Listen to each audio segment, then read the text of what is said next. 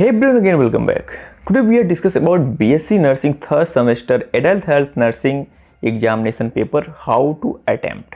ठीक है, मतलब एडल्ट हेल्थ नर्सिंग को कैसे जो है, यानी कि एडल्ट हेल्थ नर्सिंग पहले जो एमएसएन था, मेडिकल सर्जिकल नर्सिंग था, अब वो चेंज हो गया है, एडल्ट हेल्थ नर्सिंग हो गया है। ठीक है, तो उसको हम कैसे अटेम्प्ट करें।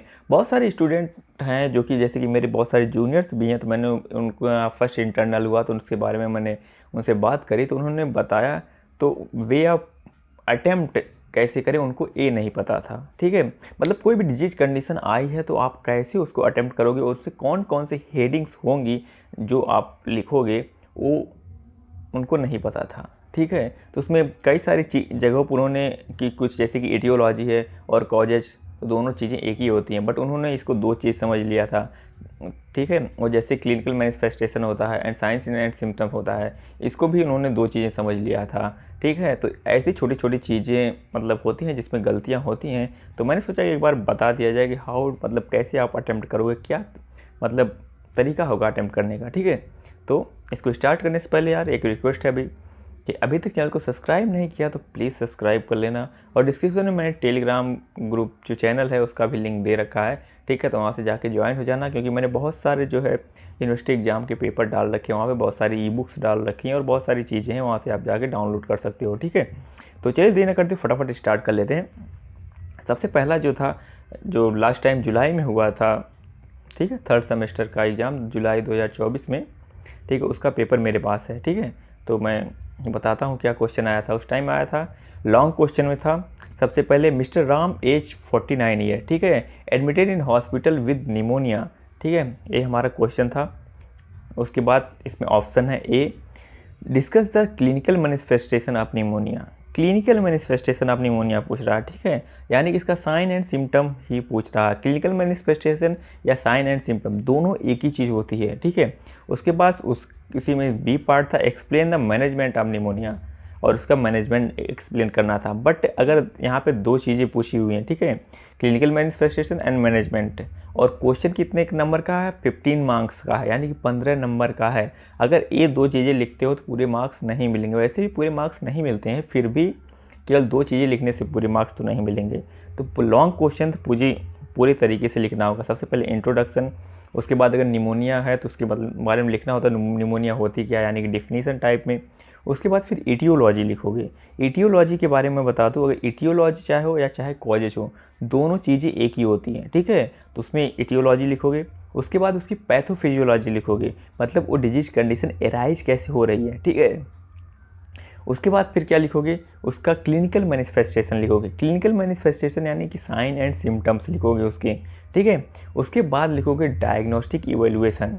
ठीक है, कि कौन कौन से ऐसे मतलब मेथड्स हैं जिसके थ्रू हम उस डिजीज कंडीशन को डायग्नोस कर सकते हैं। लाइक अगर निमोनिया पूछा है तो सबसे पहले हम उसकी किसी भी पेशेंट की अगर कोई भी डिजीज कंडीशन पूछिए, सबसे पहले आता है physical examination and history taking. उसके बाद और सारी चीज़ें आती हैं, जैसे कि अगर निमोनिया है तो उसमें एक्सरे, चेस्ट एक्सरे आ जाएगा, चेस्ट सीटी स्कैन आ सकता है, आ जाएगा, और हीमेटोलॉजिकल टेस्ट आ जाएगा, CBC वगैरह। ठीक है, तो इस तरीके से आप लिख सकते हो। ठीक है, डायग्नोस्टिक इवैल्यूएशन। डायग्नोस्टिक इवैल्यूएशन के बाद आएगा आपका मैनेजमेंट। मैनेजमेंट में सबसे पहले आएगा मेडिकल मैनेजमेंट। ठीक है, मेडिकल मैनेजमेंट में आप क्या क्या करोगे। ठीक है, तो मेडिकल मैनेजमेंट आएगा। उसके बाद फिर आएगा सर्जिकल मैनेजमेंट। सर्जिकल मैनेजमेंट अगर उस डिजीज कंडीशन की है तो ठीक है लिखना, वरना नहीं लिखना है। फिर उसके बाद आपका आएगा क्या आएगा, नर्सिंग मैनेजमेंट। ठीक है, नर्सिंग मैनेजमेंट में क्या करना होगा कि आपको पहले 5 डायग्नोसिस उसकी लिखनी होगी, फिर 3 डायग्नोसिस पे उसकी जो है NCP बनानी होगी। इतना करना पड़ेगा एक लॉन्ग क्वेश्चन में। ठीक है, ये तरीका होता है अटेम्प्ट करने का। सबसे पहले कोई भी डिजीज कंडीशन, उसकी डिफिनीसन के बाद इटियोलॉजी के बाद उसकी पैथोफिजियोलॉजी के बाद उसकी क्लिनिकल मैनिफेस्टेशन, और फिर उसके बाद डायग्नोस्टिक इवैल्यूएशन। उसके बाद फिर मैनेजमेंट आएगा। मैनेजमेंट में सबसे पहले मेडिकल मैनेजमेंट के बाद उसके बाद आएगा सर्जिकल मैनेजमेंट, और सर्जिकल मैनेजमेंट के बाद आएगा आपका नर्सिंग मैनेजमेंट। ठीक है, इतनी सारी चीज़ें आती हैं एक लॉन्ग क्वेश्चन में। ठीक है, और इसके बाद एक और क्वेश्चन था, 2 क्वेश्चन थे हमारे लॉन्ग क्वेश्चन में थे। दूसरा क्वेश्चन था define the congestive heart failure था। ठीक है, इसमें भी ऐसे ही है, discuss the clinical manifestation of the congestive heart disease, और उसके बाद था explain the management of congestive D दोनों क्वेश्चन जो थे लाम मतलब उनके पूछने का तरीका सेम था, बट जो लिखने का तरीका वो जो मैंने बताया है ऐसे लिखना पड़ेगा, ठीक है। उसके बाद फिर थे शॉर्ट नोट्स क्वेश्चन थे जैसा कि आते हैं, ठीक है। इसमें भी क्या करना होगा, आपको ध्यान रखना होगा सबसे पहले डिफिनीसन, एटियोलॉजी, क्योंकि पर क्वेश्चन 5 मार्क्स का होता है इसमें भी, तो ठीक है, इसमें भी रिस्क नहीं ले सकते। हेडिंग सब कुछ पूरी डालनी है, ठीक है, बट क्या करना है कि जहाँ पे एनसीपी बना रहे थे वहाँ पे एनसीपी नहीं बनाएंगे, ठीक है। नर्सिंग मैनेजमेंट में अगर एनसीपी बना रहे थे यहाँ पे शॉर्ट नोट्स टाइप में एनसीपी नहीं बनाएंगे, सिंपल से क्या लिखेंगे, definition, etiology, pathophysiology, sign and symptom, फिर डायग्नोस्टिक इवैल्यूएशन, ठीक है। और उसके बाद फिर क्या लिखेंगे, मैनेजमेंट। मैनेजमेंट में आप मेडिकल मैनेजमेंट, उसके बाद थोड़ा सा नर्सिंग मैनेजमेंट या नर्सिंग रिस्पॉन्सिबिलिटी लिख सकते हो, बस इतना ही करना होता है, ठीक है, शॉर्ट नोट्स वाले क्वेश्चन में।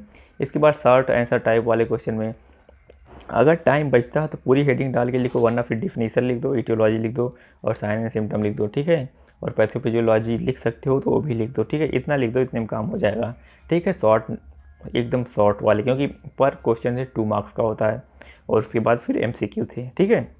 तो ये थे हमारे जो है यूनिवर्सिटी एग्ज़ाम के जो जुलाई में हुआ था वो पेपर था, इसके बारे में मैंने बता दिया। क्योंकि बहुत सारे स्टूडेंट मुझे मिले जो मेरे ही जूनियर्स हैं, उनको यही नहीं पता था कि मतलब उसको अटेम्प्ट करना है, लग कैसे करना है, ठीक है, लास्ट टाइम, ठीक है।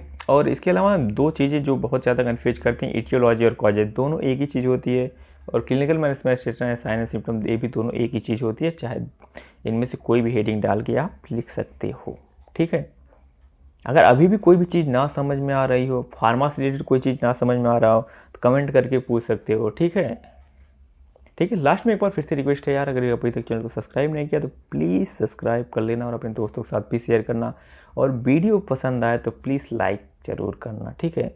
और कोई चीज़ ना समझ में आ रही तो कमेंट करके पूछ सकते हो, ठीक है। मिलते हैं नेक्स्ट वीडियो में, थैंक यू।